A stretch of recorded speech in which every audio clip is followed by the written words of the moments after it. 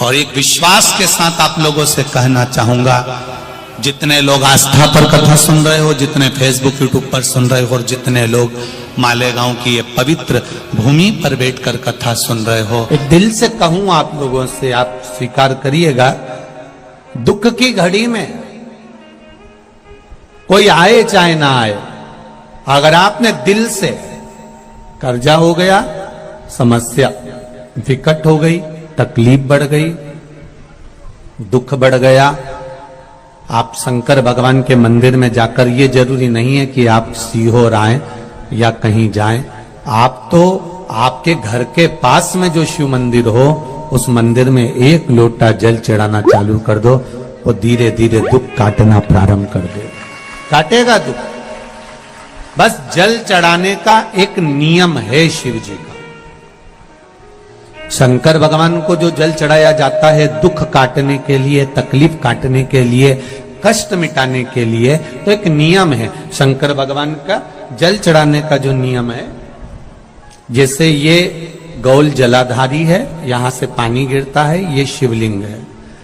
ये दो जो भगवान का पानी जहां बहकर जाता है ये गोल में से, तो यहां जो स्थान है, ये सीधे भाग पर गणेश जी विराजमान है, लेफ्ट भाग में कार्तिकेय जी है, बीच में एक मोटी सी लाइन होती है जहां सुख सुंदरी है, ऊपर से जो बूंद बूंद पानी गिर रहा है वो शंकर भगवान की 5 लड़कियां हैं, जया, विषहरा, शामलीबारी, दौतली और देव।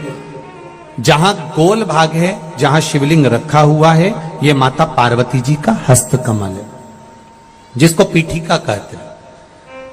महाराज, जल चढ़ाने का नियम है, जब हमारे ऊपर दुख होता है, तकलीफ होती है, कष्ट होता है, बड़ी दिक्कत परेशानी होती है, तो हम जल चढ़ाते हैं। तो उस जल को चढ़ाने का नियम है, पहले गणेश जी का स्थान, कार्तिकेय का स्थान, अशोक सुंदरी की जगह, फिर माता पार्वती की पीठी का, उसके बाद जलाधारी को स्मरण कर कर जल धीरे धीरे शंकर भगवान पर छोड़ा जाता है। जब धीरे धीरे शिव जी पर जल चढ़ाएं, उसके बाद में आप अपने मन की कामना जब जल चढ़ाते जाएं और बाबा से कहते जाएं, बाबा रोज कामना कहने की जरूरत नहीं है, एक बार आप कामना करो और उसके बाद जल चढ़ाना प्रारंभ करो, और उसको कहना जरूर, तेरे दरबार से कोई खाली नहीं गया मेरे शंभू, मैं नहीं जानती, मैं तो इतना जानती हूं कि कंकर शंकर है और तू सुनता जरूर है। ब्रह्मा ब्रह्म लोक में है, भगवान विष्णु वैकुंठ लोक में है, पर मृत्यु लोक में मेरा देवाधिदेव महादेव है, मेरी सुनेगा जरूर। और बाबा से विनय कर कर आप आइए।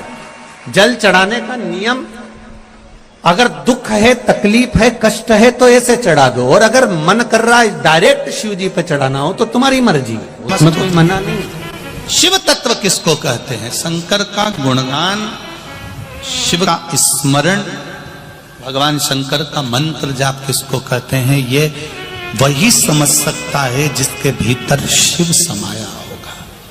और एक विश्वास के साथ आप लोगों से कहना चाहूंगा, जितने लोग आस्था पर कथा सुन रहे हो, जितने फेसबुक यूट्यूब पर सुन रहे हो, और जितने लोग मालेगांव की ये पवित्र भूमि पर बैठकर कथा सुन रहे हो, आप दिल से उसकी कथा सुनना।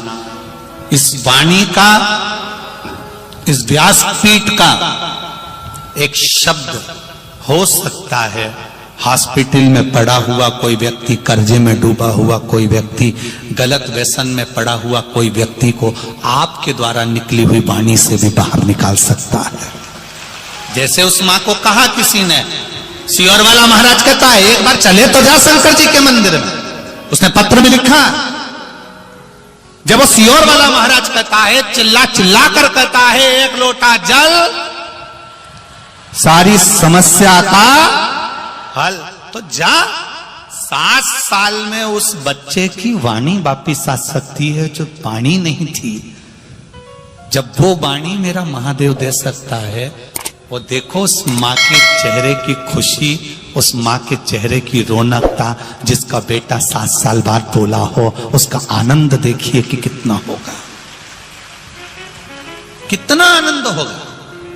एक बात और अच्छे से समझ लीजिए, जो बच्चे चिड़चिड़े होते हैं, चाहे घर में बेटे हों, बहुएं हों, सास हो, ससुर हो, परिवार में छोटे छोटे बच्चे हों, चिड़चिड़ प्रवृत्ति करते हो या चिड़चिड़ा स्वभाव हो, जरा जरा सी बात में क्रोध आ जाता हो, बोलने का भान नहीं रह पाता हो, शब्दों के बाण चलते हो, तो महाराज प्रदोष के दिन, प्रदोष काल में बेलपत्री के पेड़ के नीचे एक जो पत्ता आपके पास में हो, पान का मिल जाए तो पान का, पीपल का मिल जाए तो पीपल का, बेलपत्र का मिल जाए तो बेलपत्र का, उस पत्ते पर मात्र थोड़ा सा शहद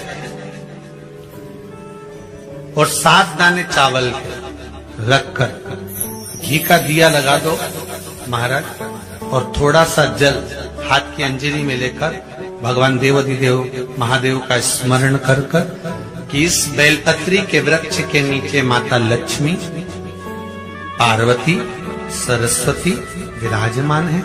इसी बेलपत्री के पेड़ के नीचे मेरे देवाधिदेव महादेव का 12 ज्योतिर्लिंग का स्वरूप प्रकट है। उनका स्मरण कर जल चढ़ा दीजिए और उसका स्मरण कर लो जो चिड़चिड़ प्रवृत्ति करता, क्रोध करता, जिसको बोलने का भान नहीं होता हो, सम्मान नहीं देता हो, अपशब्द कहते हो, उनका स्मरण कर आप छोड़ेंगे। एकदम एक प्रदोष करेंगे, दूसरे प्रदोष तक तो आपको कोई दिक्कत ही नहीं। 2-3 प्रदोष कर देखिए, बाबा कृपा कर। 3 जगह पर अगर कोई बीमारी ऐसी हो गई कि वो समाप्त नहीं हो रही, बड़ी बड़ी तकलीफ, मतलब एक बार दवाई अगर चालू हो गई तो दवाई बंद ही नहीं हो रही है, तो उसके लिए आपको 3 जगह पर जल चढ़ाना प्रारंभ कर दो। मात्र 1 हफ्ते से ज्यादा चढ़ाना भी नहीं पड़ेगा। जैसे 1 हफ्ते आप टेबलेट लेते हो, गोली लेते हो, 1 हफ्ते चढ़ाना प्रारंभ कर दो। सबसे पहले बेलपत्री के पेड़ के नीचे क्या करना है, जल का पात्र लेना है, उसमें 2 दाने चावल के डालना, 2 दाने अक्षत के डालिए। पहले बेलपत्री के पेड़ के नीचे जाओ, वहां जल चढ़ाओ, फिर जाइए पीपल के वृक्ष के नीचे, वहां जल चढ़ाइए। आखिरी में या तो शमी के नीचे या फिर आंवले के नीचे, इन दोनों में से कोई एक वृक्ष जिसके नीचे।